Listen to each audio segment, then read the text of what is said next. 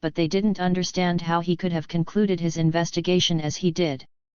"Such cases aren't difficult to work out," replied the magistrate, "for the important thing is to take careful notice of everything. Originally, when I examined the corpse just after the murder, I saw the cloth wrapped around Jia's tails and noticed that it had an inscription embroidered on it that matched one on the cloth Zhou had wrapped around money he was carrying. When I inquired whether he knew Jia, he replied that he'd never met him, and since his words and reactions seemed duplicitous, I knew for sure that he truly was the culprit behind the murder." The collector of these strange tales remarks, "In our modern age, a judge mustn't be careless with criminal cases, or simply torture prisoners. There are magistrates who quickly rationalize while listening to the vicious sound of beatings falling on flesh. I'm just worried about resolving the people's business." When the end of the day's court session is signaled, such magistrates leave hastily, angrily cursing the difficult cases without giving them further thought. Then they wait for the court to open again the next day so they can depend once more on beating innocent people to solve their cases. Alas! What can be done to help these people? I always say, a sage may not always be compassionate, but a compassionate person is always wise. An individual who thinks carefully will uncover the clues in the case. Following through with due care are words that teach us all how the officials everywhere should serve the interests of the people. In our town, there were two men, Hu Cheng and Feng, who lived in the same neighborhood, but their relationship had always been a tenuous one. Hu's father was a man of influential power, so Feng was compelled to maintain cordial relations with him, though Hu didn't suspect that his response wasn't sincere. As they were drinking together one day, they got a bit drunk and in no time at all, they became quite uninhibited. In a loud voice, Hu said, "Don't fret about being poor, 100 taels is no problem to get." Feng knew that Hu's family wasn't rich, so he just laughed dismissively at the comment. Then Hu's face turned serious as he confided, "I'll tell you something, just between us, yesterday on the road, I met a wealthy merchant who was transporting valuable merchandise, so I threw him into an empty well in the mountains south of here." Feng merely laughed at his claim. At that time, Hu had a brother-in-law named Zheng Lun, who'd spoken to Hu about purchasing some real estate for him, so he'd entrusted several hundred taels to Hu for that purpose, and it was Zheng's money that Hu took out to show off to Feng. Feng then began to believe Hu's story. After they parted, Feng secretly wrote out a complaint and reported the matter to the authorities. Magistrate Fei had Hu arrested while verifying his claims involving his brother-in-law and discovered that Hu had told him the truth when he asked the owners of the land in question, for they all testified that there was no mistake about the intended purchase. Taking Hu with him, then, the magistrate went to investigate all of the empty wells in the area. When a servant was lowered on a rope into one of them, he found a headless corpse there. Hu was astonished, unable to offer any defense, and claimed that he'd been framed. Furious, Magistrate Fei repeatedly punched him in the mouth, crying, "The evidence has revealed the truth, yet you still protest your innocence." Hu was then punished with a sentence of imprisonment for life. They decided to keep the corpse from being brought out of the well until daybreak, when they would show it to all of the local villagers, inviting them to present a claim if they recognized the corpse. The next day, there was a woman who brought a claim, asserting that she was the wife of the deceased, explaining, "My husband, He Jie, took several hundred taels with him to make a business transaction, so this Hu must have killed him." "There is a dead man in the well," the magistrate replied, "but I'm afraid there's no guarantee that he's your husband." The woman argued quite insistently that she was sure of it. Magistrate Fei ordered them to bring the corpse up out of the well for her to examine it, since they couldn't be certain otherwise. The woman, however, couldn't bring herself to approach the body, and just stood back, wailing. "The offender has already been taken into custody," the magistrate informed her, "but the body isn't all here. You should go home for now, to wait until we've located the dead man's head, then the man responsible will be summoned before the court to make account of his actions." Next he called for Hu to be released from his imprisonment and warned him, "If you don't bring me the head by tomorrow, I'm going to have your legs broken." He left with an escort, then returned after a day, and when he was asked about the head, he did nothing but howl and sob. Thus the magistrate had the instruments of torture made ready, but stopped short of actually having Hu tortured, commenting, "Perhaps while you were so extremely occupied with carrying the body, the head fell off somewhere unbeknownst to you, so why can't you locate it if you search carefully?" Hu dolefully implored the magistrate to allow him more time to look for it. Magistrate Fei then asked the victim's wife, "How many children do you have?" "None," she replied. "What relatives did Hejia have?" he inquired. "Only one of his father's male cousins." "To be deprived of your husband while still so young," the magistrate said with deep feeling, "left all alone like this, how are you going to live?" The woman then began weeping, kowtowing and begging for compensation. The magistrate declared, "That a man has been killed has already been established, and when we have the entire body, this case can be closed. After it's been settled, you should remarry as quickly as possible. And since you're a young woman, you should avoid being seen in public places with men." The woman, moved to tears, kowtowed and departed. Magistrate Fei had an announcement circulated among the villagers that called upon them to search for the head. The following day, a man from Hejia's village, named Wang Wu, reported that he'd located the head. Asking to examine it, the magistrate was convinced that it was indeed his head, so he rewarded Wang with 1,000 strings of cash. He called for Hejia's uncle, and told him, "This case is nearing closure, however, since a life is at stake, it may take quite some time before it can be successfully resolved. Your nephew had no children, so his young widow will find it difficult to survive, hence you should let her remarry early.